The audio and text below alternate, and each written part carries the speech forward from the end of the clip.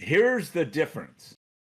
A big decision for Sweeney and Neely is, what do you do with Taylor Hall? The big question for Boston coming into this season, Mac, was the loss of Krug and Chara. And we discussed that at great length at the beginning of the season.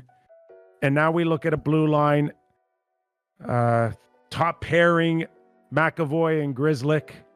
Yeah. But not necessarily the pair that we may see in the defensive zone with a critical face-off. So who shuts down Ovi? Who shuts down Backstrom? Is it McAvoy and? Well, you got Carlo there, and he had the tough injury, but Carlo is a real important guy for them. McAvoy, as you said, is a real important guy. Lauzon has played pretty well for them. Sort of caught me off guard. He sort of disappeared. He was in the minors for a couple of years, but he came in this year and he gave them some real solid minutes. So he's fit in there pretty well.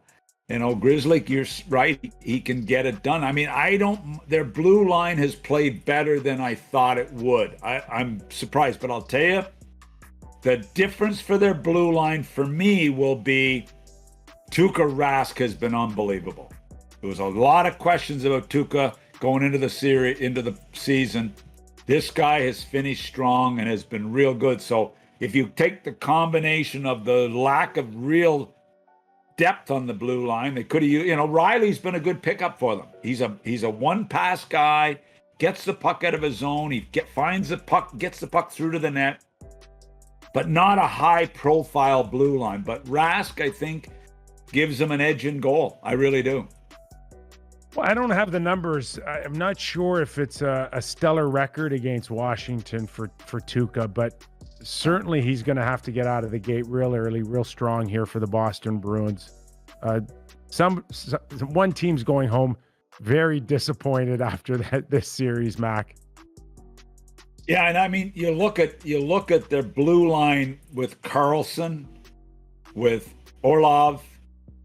I mean, you gotta, Dylan's there, Chara, Jensen. It's a pretty experienced blue line in Washington. Chara will be really interesting to watch. I know he's in the third pair a lot of the time, but he will bother the Bruins. And who's the pair there that have to shut down the best left winger maybe in the NHL and Brad Marchand and company here? Well, it's got to be Carlson and Carlson and Orlov. That's got to be the top pair, and then they're going to come often. I mean, Cassidy uses that line much to the detriment the last couple of years, where they've had to play so much because Krejci was injured or the second line had disappeared. They've got to get the second line so they can affect the matchups with Washington's blue line. If you've got two lines going and you got the Corrali line that can go head-to-head with anybody, I mean, they can go head-to-head with Backstrom, that third line. They can go head-to-head with Eller. They can go head-to-head with whoever on that Washington side. So matchup-wise, I like the Bruins' chances. I'm a little nervous about their back end like you are, but I think Rask should be a difference maker in goal. TJ Oshie's another one, Mac, that we don't know where the future lies. Yeah, he did skate the other day on his own. I'm not sure if he's going to be ready for game one, but that's a concern because that that's thins him one. out. That thins him out up front. Then you got a Raffle there. You got a Sheary that has to move up in the lineup. Sprong's been good. Sprong's been good. You don't know about Wilson. What's Wilson's health right now? I think he's fine. He's good. He's fine. Yeah. So that's, he's going to be a real important guy. You still like the Caps. They're a hell of a team. I mean, I think it's a matchup that could go either way. I would not want to predict this one. I just think the Bruins goaltending, both power plays have been terrific. Both score 5-on-5. Both can play physical. You're right. It's got a chance to be a heck of a series.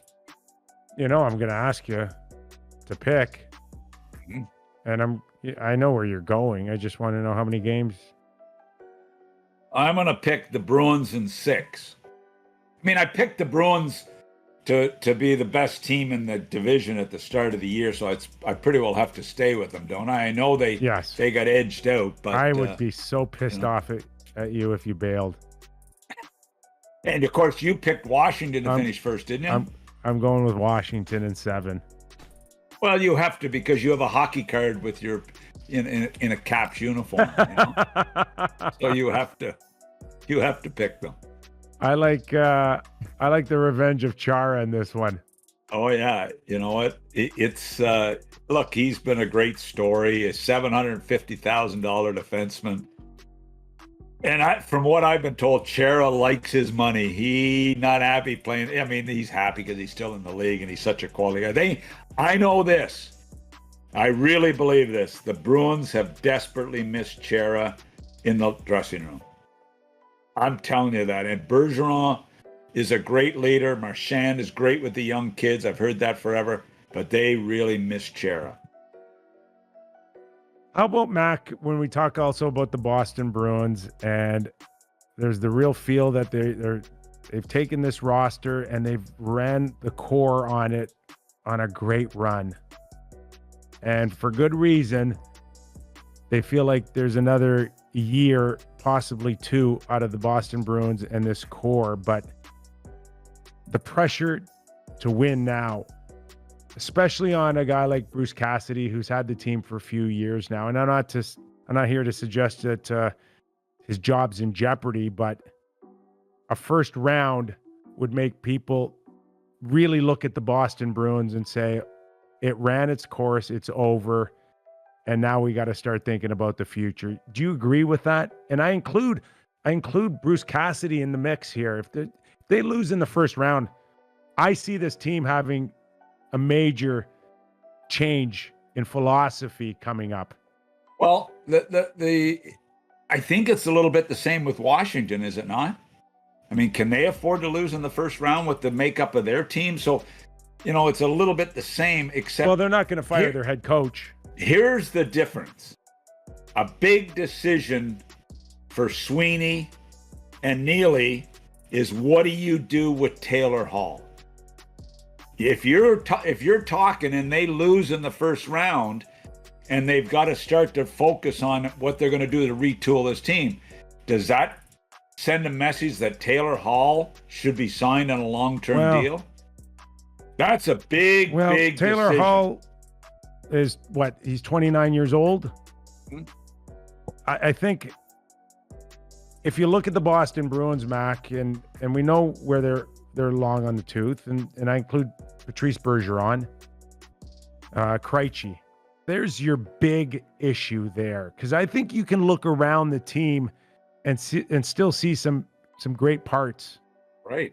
And we know that, you know, and even when you factor out Tuukka Rask out there and what Swayman's been able to do, Mac, to say this guy is next generation. He's our next up.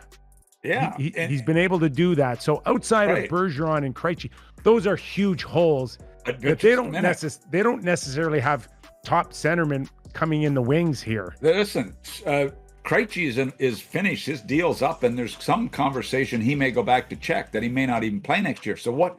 And they don't like DeBrus. They're mad at him all the time, and he's fallen to the fourth line and was on the trade block. They got Studnicka, a kid at Kitchener that is a top prospect for them.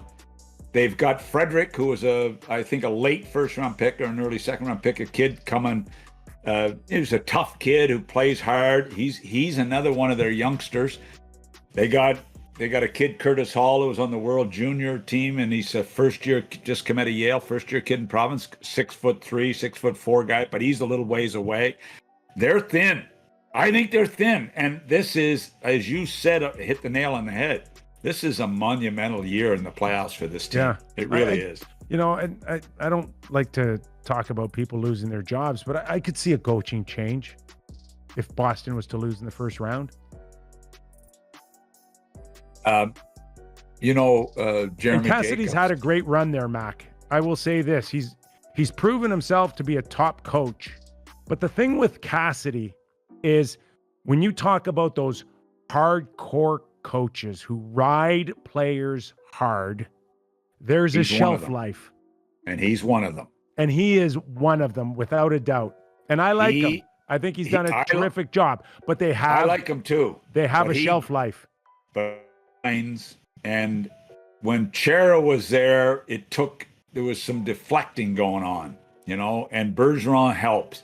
But this guy is hard on his players. And that's great. That's fine. And I respect that. But you have to produce. You have to win. And, they lost last year to Tampa. They weren't good enough. They were thin because of injuries. They were banged up. They're pretty well healthy right now. This is as good. And they made the big splash with Hall and Riley. Not so much Riley, but it was a decent pickup for me. And the big splash with Hall, although they got him for a reasonable price.